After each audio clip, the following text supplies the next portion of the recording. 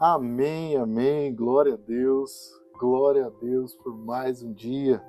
Pela graça e pela misericórdia do nosso Senhor, chegamos até aqui. E se é a primeira vez que você está vendo um vídeo nosso, aqui nós estamos no desafio da leitura da Bíblia por completo.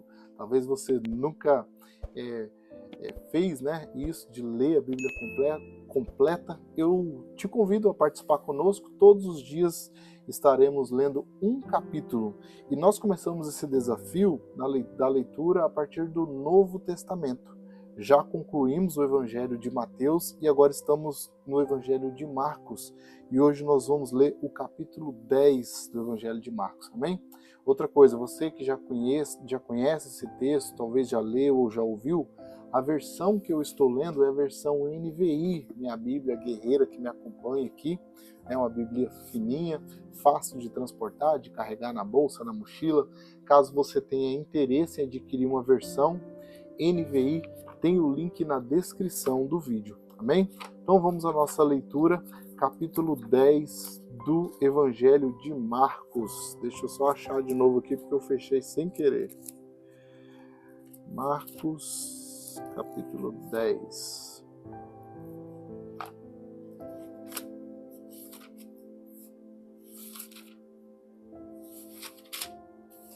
Amém.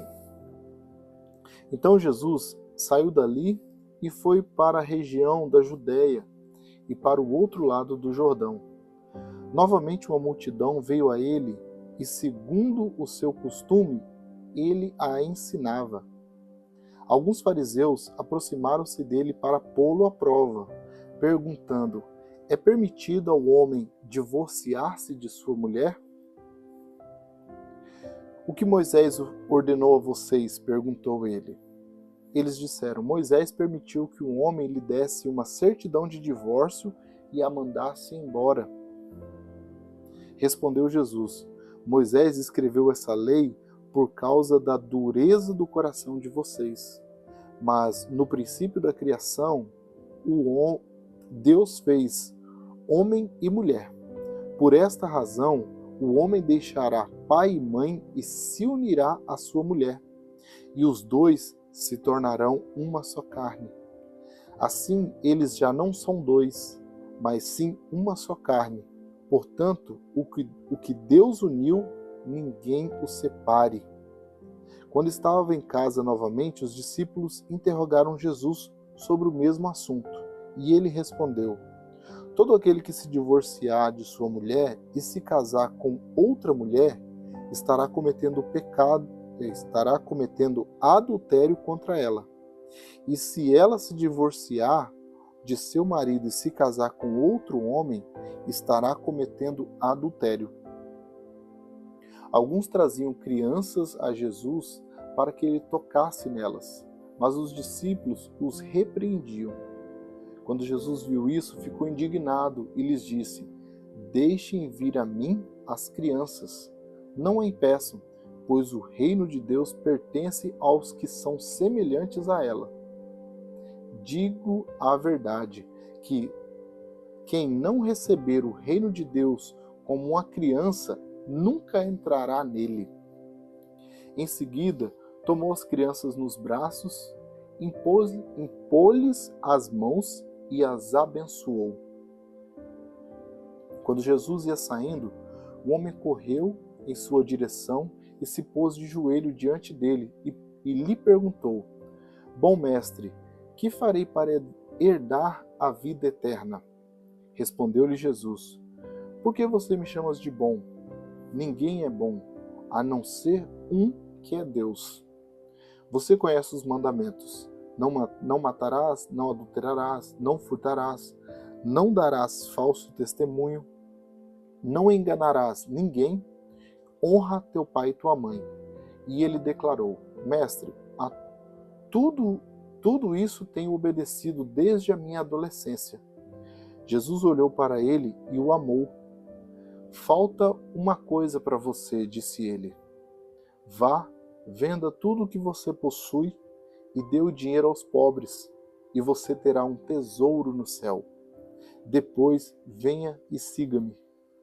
Diante disso, ele ficou abatido e afastou-se triste, porque tinha muitas riquezas.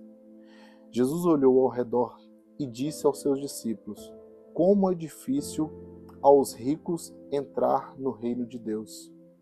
Os discípulos ficaram admirados com essas palavras, mas Jesus repetiu: filhos, como é difícil entrar no reino de Deus. É mais fácil passar um camelo pelo fundo de uma agulha do que um rico entrar no reino de Deus. Os discípulos ficaram perplexos e perguntavam uns aos outros: neste caso, quem pode ser salvo? Jesus olhou para eles e respondeu: para o homem é impossível, mas para Deus não. Todas as coisas são possíveis para Deus. Então Pedro começou a dizer-lhes: nós deixamos tudo para seguir-te. Jesus respondeu: digo a verdade, ninguém que tenha deixado casa, irmãos, irmãs, pai, filho, irmãs, mãe, pai, filhos ou campos por causa de mim e do Evangelho, deixará de receber 100 vezes mais, já no tempo presente, casas, irmãos, irmãs, mães, filhos e campos, e com eles perseguição, e na era futura a vida eterna. Contudo, muitos primeiros serão últimos, e os últimos serão primeiros. Eles estavam subindo para Jerusalém, e Jesus ia à frente. Os discípulos estavam admirados, enquanto os que seguiam estavam com medo. Novamente ele chamou à parte os 12 e disse-lhes o que haveria de lhe acontecer. Estamos subindo para Jerusalém, e o Filho do Homem será entregue aos chefes dos sacerdotes e aos mestres da lei. Eles o condenarão à morte e o entregarão aos gentios, que zombarão dele, cuspirão nele, e açoitarão e o matarão. 3 dias depois ele ressuscitará. Nisso, Tiago e João, filho de Zebedeu, aproximaram-se dele e disseram: Mestre, queremos que nos faças o que vamos. Mestre, queremos que nos faças o que vamos te pedir. O que vocês querem que eu faça? Perguntou ele. Eles responderam: permite que na tua glória nos assentemos, um à tua direita e o outro à tua esquerda. Disse-lhes Jesus: vocês não sabem o que estão pedindo. Podem vocês beber o cálice que eu estou bebendo, ou ser batizado com o batismo com que eu estou sendo batizado? Podemos, responderam eles.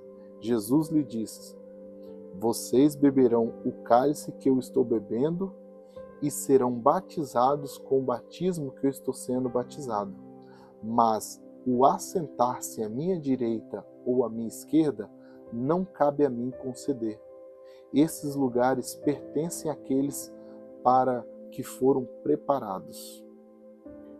Quando os outros 10 ouviram essas coisas, ficaram indignados com Tiago e João.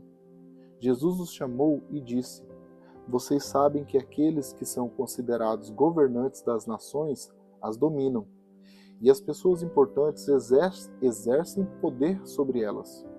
Não será assim entre vocês.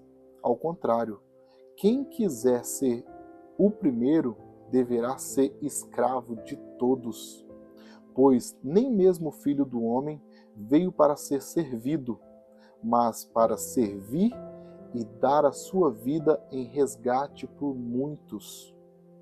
Então chegaram a Jericó. Quando Jesus e seus discípulos, juntamente com uma grande multidão, estavam saindo da cidade, o filho de Timeu, Bartimeu, que era cego, estava sentado à beira do caminho pedindo esmola. Quando ouviu que era Jesus de Nazaré, começou a gritar: Jesus, filho de Davi, tem misericórdia de mim. Muitos o repreendiam para que ficasse quieto, mas ele gritava ainda mais: Filho de Davi, tem misericórdia de mim. Jesus parou e disse: Chame-no. E chamaram o cego. Ânimo, levanta-se, ele está chamando. Lançando sua capa para o lado, deu um salto, pôs-se em pé e dirigiu-se a Jesus. O que você quer que eu faça? Perguntou-lhe Jesus. O cego respondeu: Mestre, eu quero ver. Vá, disse Jesus, a sua fé o curou. Imediatamente ele recuperou a visão e seguiu Jesus pelo caminho. Amém? Glória a Deus. E aqui finaliza então o nosso capítulo 10 do Evangelho de Marcos, falando aqui sobre a questão do divórcio, Jesus e as crianças, o jovem rico. Jesus prediz novamente a sua morte e ressurreição, o pedido de Tiago e João e o cego Bartimeu, que recupera a visão. Amém? Glória a Deus, glória a Deus. Você que me acompanhou até aqui, então, que Deus abençoe sua casa, que Deus abençoe sua vida, que Deus abençoe a sua família e que, se Ele nos permitir, que amanhã estejamos juntos com a leitura de mais um capítulo do Evangelho de Marcos. Amém? Um forte abraço e até mais.